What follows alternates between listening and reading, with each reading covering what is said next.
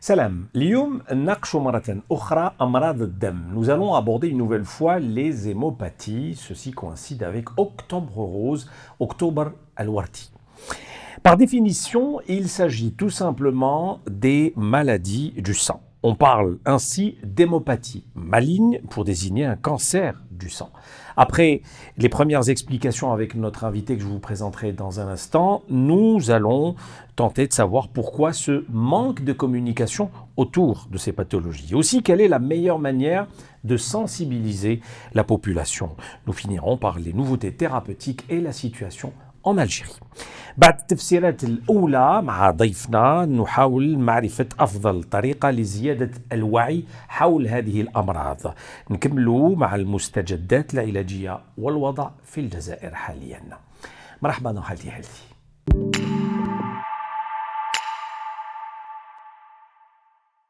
Nous avons le plaisir de recevoir aujourd'hui avec nous le professeur Houssine Ait Ali. Bonjour professeur. Bonjour. Professeur en hématologie au CHU Tizi Ouzou. D'abord, commençons par définir ces maladies du sang, ces hémopathies. كيفاش نقدروا نعرفوا هذه أمراض الدم. Bien, bonjour. L'hématologie, c'est la spécialité qui soigne les hémopathies. Les hémopathies, c'est les maladies du sang. Et parmi ces maladies du sang, il y a des maladies bénignes qui représentent environ 20% des hémopathies. Et il y a les hémopathies malignes qui sont des cancers du sang, plus ou moins graves selon la catégorie de maladies et qui représentent, elles, 80% des maladies du sang. Donc l'hématologie, en arabe on dit mardem, en kabyle on dit nalekidam. Voilà pour la définition. D'accord. Alors, apparemment, la natas, les types d'hémopathie. Il y a أنواع عديدة من هذه أمراض الدم. Comment pouvez-vous Énormément. expliquer? Énormément de types. أنواع بزاف. صفة الطاس لا لكي دما ومرض الدم. Et on a jusqu'à 40 à 50 types d'hémopathie entre les bénignes et les malignes. Donc les bénignes, c'est des maladies qui ne sont pas des cancers, mais qui sont des maladies pour la plupart chroniques, comme les thalassémies, comme les anémies hémolytiques, comme l'hémophilie. D'ailleurs, tout à l'heure, quand on parlera de la communication, l'hémophilie est une maladie qui est très très bien connue par la population, parce qu'il y a une très très grande personne, c'est Latifa Lamhen, je cite son nom, la présidente de l'association, qui travaille énormément, et les hémophiles actuellement ne manquent de rien du tout. Bref. Donc, il y a ces hémopathies bénignes, mais graves, puisqu'elles sont chroniques et invalidantes. Beaucoup sont invalidantes, comme l'hémophilie d'ailleurs. Mais également les thalassémiques sont invalidantes, les drépanocytoses sont invalidantes. Ça, c'est les anémies hémolytiques. Les cancers, par contre, ça tue quand ils ne sont pas pris en charge à temps en particulier. Un cancer du sang, tout de suite, il a mettre dawesh tout de suite, dire diagnostic tout de suite, dawesh tout de suite. Après, on ne peut pas le rattraper. D'accord. C'est très difficile de le rattraper après. C'est ce qui rend la complexité de cette maladie, le nombre. Pour pas mal d'entre elles, pour pas mal de ces maladies, effectivement, il est assez complexe, assez difficile d'aller tout de suite vers un diagnostic. Par manque de moyens techniques, donc de laboratoire, des moyens qui permettent d'aller rapidement à un diagnostic. Est-ce que justement c'est des maladies difficiles à diagnostiquer? Il y aura le diagnostic. Pour certaines. En général, le diagnostic n'est pas difficile. Par exemple, je vous parle je prends l'exemple type de la LLC dont je suis le coordonnateur national. La LLC, on fait sur le frottis de sang. Et la moelle, on fait le diagnostic. La leucémie, vous parlez de la leucémie lymphoïde chronique, la LLC. On complète le diagnostic par la CMF. Il y a 40 ans, il y a 20 ans en arrière, même 15 ans en arrière, on ne faisait pas de cytométrie. La CMF, c'est la cytométrie de flux, qui permet de caractériser, de faire le diagnostic de certitude de la leucémie lymphoïde chronique. Mais avant 15 ans, il y a 40 ans, quand j'étais résident, quand j'étais maître assistant, même quand j'étais docente, les années 90, même les années 2000 jusqu'à 2010, on ne faisait pas de CMF, on faisait le diagnostic de leucémie lymphoïde chronique sur le frottis sanguin, la FNS, le frottis, on reconnaissait les lymphocytes, on comptait les lymphocytes, et le myélogramme, la ponction de moelle, où on voyait donc un envahissement de la moelle osseuse par les lymphocytes. On posait le diagnostic de la LLC comme ça. Aujourd'hui, ce n'est plus le cas. Aujourd'hui, si vous n'avez pas la CMF, vous n'avez pas le droit. Si vous n'avez pas la cytométrie, vous n'avez pas le droit de faire le diagnostic de LLC. Et c'est comme ça pour pas mal de maladies. Par exemple, la LMC aujourd'hui, le BCR-ABL est obligatoire pour le doser, pour le rechercher, parce qu'il y a d'autres maladies qui ressemblent beaucoup à la LMC et on peut se tromper. Maintenant, on fait systématiquement le BCR-ABL et on y adapte le traitement. C'est la thérapie ciblée maintenant dans la LMC. C'est des inhibiteurs de tyrosine kinase qui sont indispensables aujourd'hui au traitement de la LMC. Si bien qu'aujourd'hui, la LMC, on ne la greffe plus. Il y a 15-20 ans en arrière, toutes les LMC étaient greffées, sauf celles qui décèdent rapidement. Parce qu'il n'y avait pas de traitement. Maintenant, avec la thérapie ciblée, il y a des malades qu'on traite depuis 10-15 ans. D'accord, on va parler thérapie tout à l'heure. Tout à l'heure. Alors, diagnostic, signes avant-coureurs, qu'est-ce que vous pouvez nous dire là-dessus? Oui, alors les signes avant-coureurs, quand un malade est orienté à une consultation d'hématologie, le premier moment, c'est d'interroger d'abord le malade, de quoi il se plaint. Des fois, il vous dit, je me plains, il vous décrit les douleurs, ou là, il vous décrit les ganglions, comment ils sont apparus, tout de suite, vous pensez à un diagnostic. Donc l'examen, l'interrogatoire est très important. Ensuite, l'examen physique suit derrière.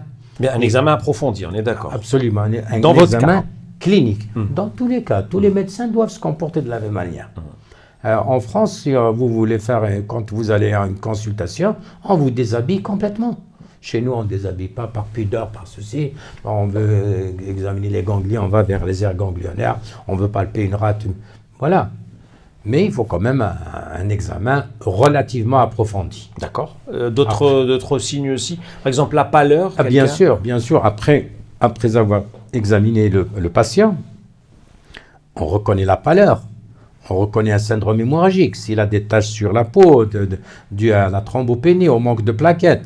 S'il est infecté, on lui prend la température. S'il a de la fièvre, on pense à une infection par neutropénie. Les globules blancs, il y a les polynucléaires neutrophiles qui manquent, qui est le patient s'infecte et donc il fait de la fièvre. Voilà. Ensuite, il y a les examens biologiques qui doivent confirmer, parce qu'on ne fait jamais de diagnostic au simple examen clinique. Il faut absolument un bilan pour aller après vers le diagnostic. Et ce bilan est orienté en fonction de notre examen. C'est l'examen clinique qui va déterminer le type de bilan à demander au patient. On ne va pas l'envoyer au labo avec tous les examens Non, les examens sont orientés en fonction de l'examen du médecin. D'accord. L'Arqam, professeur Haïtali, les chiffres, les données épidémiologiques. Alors, les chiffres, je peux vous donner les incidences. D'accord. Les incidences, ça remonte quand même à quelques années en arrière. Alors, en tête, nous avons les lymphomes non-Hodgkiniens avec une incidence de 2,1 pour 100 000 habitants. À partir de là, on peut calculer le nombre, mais ils décèdent après. On ne peut pas calculer la prévalence. Donc, on a que l'incidence qui est juste. La prévalence n'est presque jamais juste. C'est très difficile. Ensuite vient la maladie d'Hodgkin, le lymphome hodgkinien, avec... donc, on a vu 2,1, 1,2 pour le lymphome hodgkinien. Ensuite, le myélome multiple, 1,9. La leucémie aiguë myéloïde, 0,85, pardon.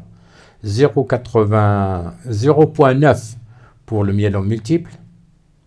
0,85 pour la leucémie aiguë myéloïde. 0,77 pour la leucémie lymphoïde chronique.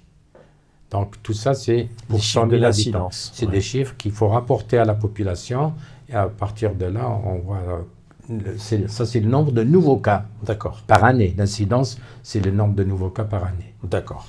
Alors, qu'en est-il aujourd'hui de la prise en charge des hémopathies en Algérie? Vous êtes dans le domaine, vous recevez quotidiennement, régulièrement des patients, les anciens, les nouveaux.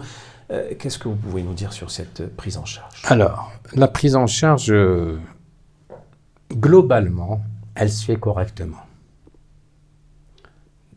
quand il n'y a pas de rupture de stock de médicaments, ce qui arrive de temps en temps, la râle, ça arrive, pour une raison ou pour une autre, il arrive qu'un médicament soit périmé, donc on ne peut pas le prescrire. Il vient à manquer. Il vient à manquer.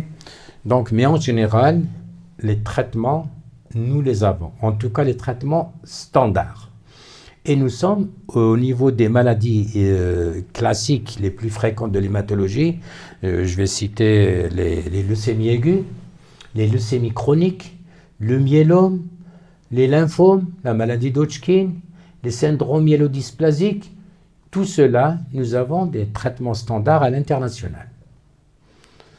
Et donc, les malades sont correctement traités.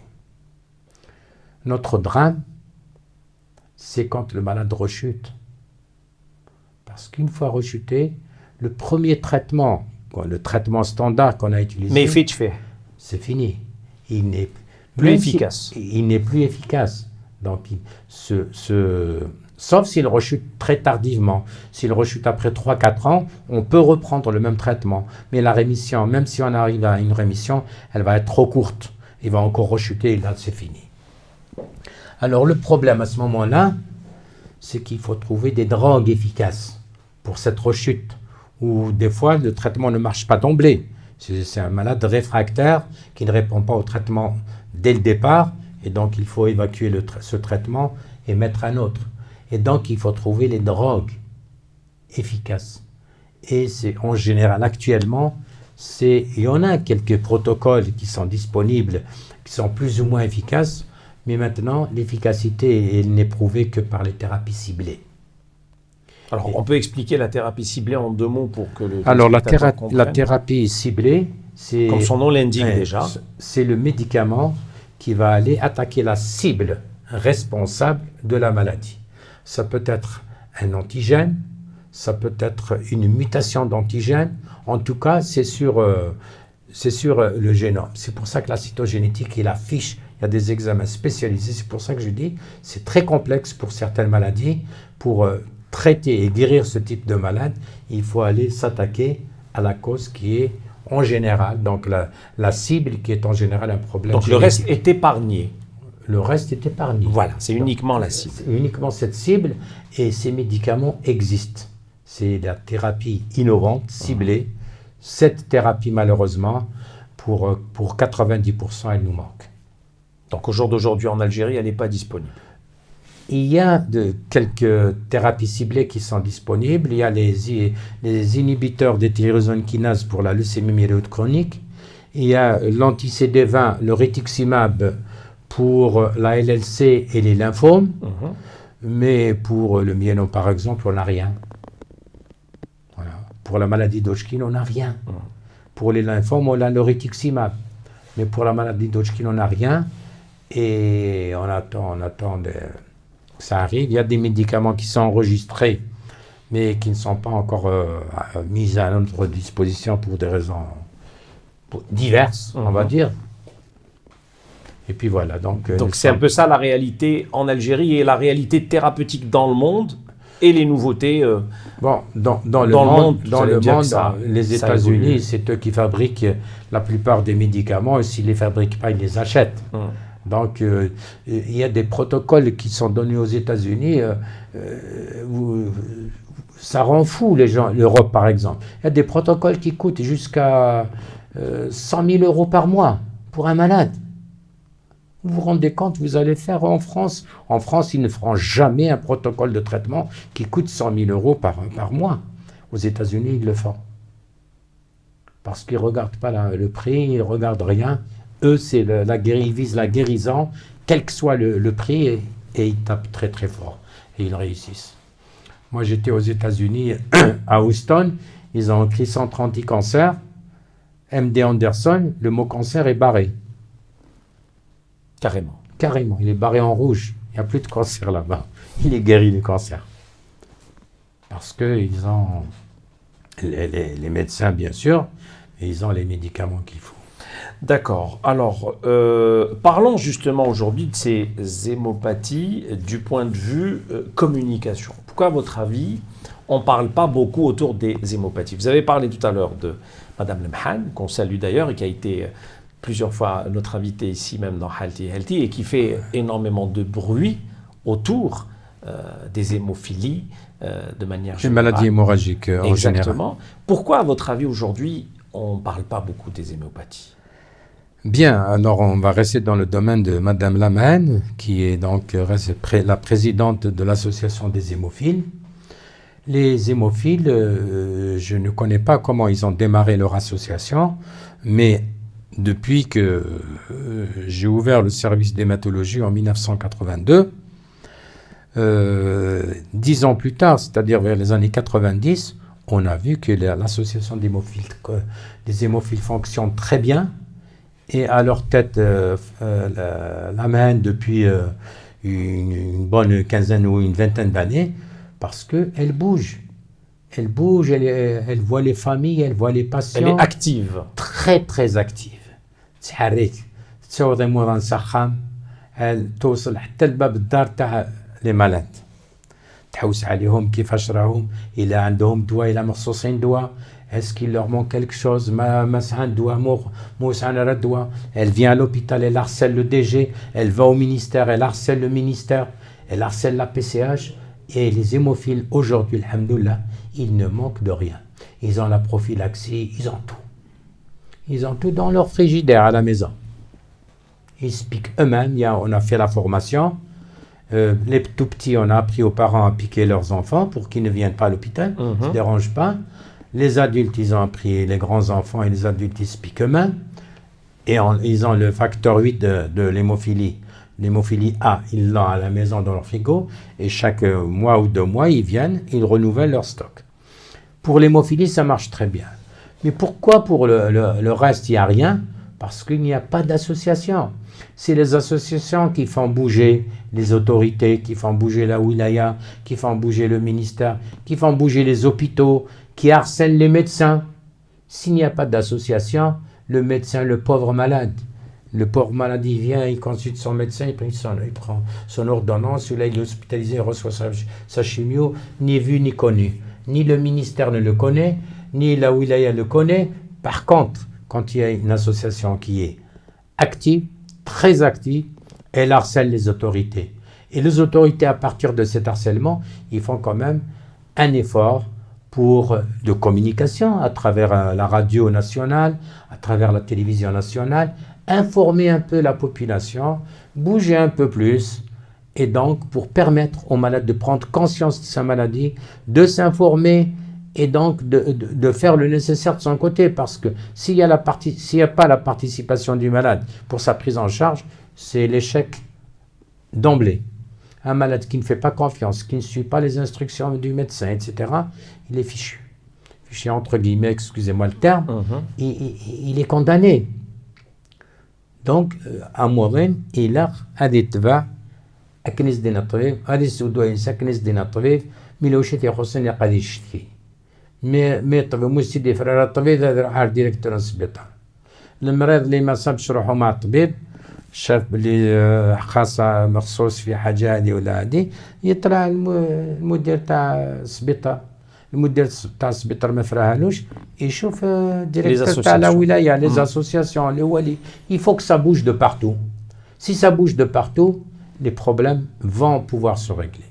Alors, hématologue que vous êtes, avec vos autres collègues, vos collègues à travers le territoire national, comment faites-vous aujourd'hui, et c'est la dernière question, professeur Aïtali, pour sensibiliser au maximum, bien sûr, les patients, mais aussi les proches des patients pour prendre en charge ces hémopathies? Puisque notre émission, c'est l'éducation thérapeutique qui nous intéresse le plus, le maximum de messages qu'on peut véhiculer à la population sont les bienvenus. Alors, d'abord, moi je suis interviewé à la radio locale 2 ou 3 fois, donc les malades me l'ont dit, les gens qui me connaissent m'ont dit, on vous a entendu à la radio, etc. Donc c'est une façon de communiquer, mais c'est pas évident. En ce qui concerne le malade, nous, à Tizi Ouzou, je parle de moi, mais également des instructions que j'ai données à tous les médecins du service, du résident jusqu'au professeur, parce que, alhamdoulilah, maintenant on est plusieurs professeurs au CHU. Il y a 2 maîtres de conférence, il y a le professeur Alouda qui est actuellement chef de service, et moi-même professeur le plus ancien. Donc quand on reçoit un malade qui a une maladie grave, on convoque le parent. On lui dit, voilà ce qu'il a, votre fils. Voilà ce qu'il a, votre fille. Voilà ce qu'il a, votre frère ou votre épouse. On les met devant le fait accompli d'emblée. On arrive même à leur faire un peu peur en leur disant, si vous ne suivez pas les conseils du médecin, si vous ratez des rendez-vous, si vous ne prenez pas le traitement comme on vous le préconise, vous allez le payer cher parce que vous allez le payer de votre vie éventuellement. Donc faites attention, on vous prévient, vous avez, votre enfant a un cancer du sang, votre épouse a un cancer du sang. On ne le cache pas. On ne le dit pas aux patients parce que c'est très difficile de communiquer comme ça, de dire d'une manière frontale aux patients, mais dès que le patient est là, on prend les parents, on les informe. Ceci d'une part. Maintenant, pour le reste, il y a des associations. La communication, nous sommes étouffés quelque part par les oncologues, parce que 80 à 90% des cancers, c'est le cancer solide, qu'on appelle, qui est la spécialité oncologie médicale.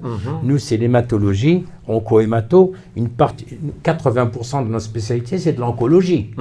Mais les gens ne l'entendent pas de cette oreille. Et les oncologues étaient d'abord hématologues avant. Pour ceux qui ont lancé l'oncologie, c'est tous des hématologistes. Exact. Alors peut-être le professeur Bouzid, qui est de ma promotion. On a fait tous les échelons avec Kamal Bouzid de l'Aïd Kroblkher, puisqu'il est encore là, il est en bonne santé, alhamdoulilah. Il est encore là, chef de service, parce qu'il est un peu plus jeune que moi. Oui.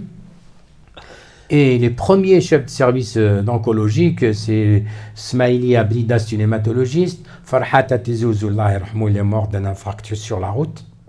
C'était un prof d'hémato. Pour ne citer que Mahfouf, enfin, il y a pas mal. Les vrais professeurs qui ont lancé l'oncologie, c'est des hématologistes. Tout à fait. Voilà. Exactement. Donc c'est un peu ça, aujourd'hui, la méthode à suivre avec vos patients et leurs familles. Ces oncologues nous font de l'ombre maintenant. Si bien qu'au ministère, les oncologues, on les connaît tous, et les hématologistes, on ne les connaît pas. Il y a des comités d'oncologie où il n'y a pas d'hématologistes. Comment? Donc votre appel est à ce qu'on vous associe assez régulièrement. C'est réglé maintenant, mais après avoir frappé fort, fait du bruit avec le professeur Zitouni Laïd Kroblkher, parce qu'il nous a écoutés, lui, en tant que parrain du plan cancer. Plan cancer, ça a commencé à bouger avec notre maître, parce que c'est notre maître et il nous a enseigné. C'était notre ancien doyen à Alger, etc., professeur Zitouni. Il a même été ministre de la Santé. Voilà.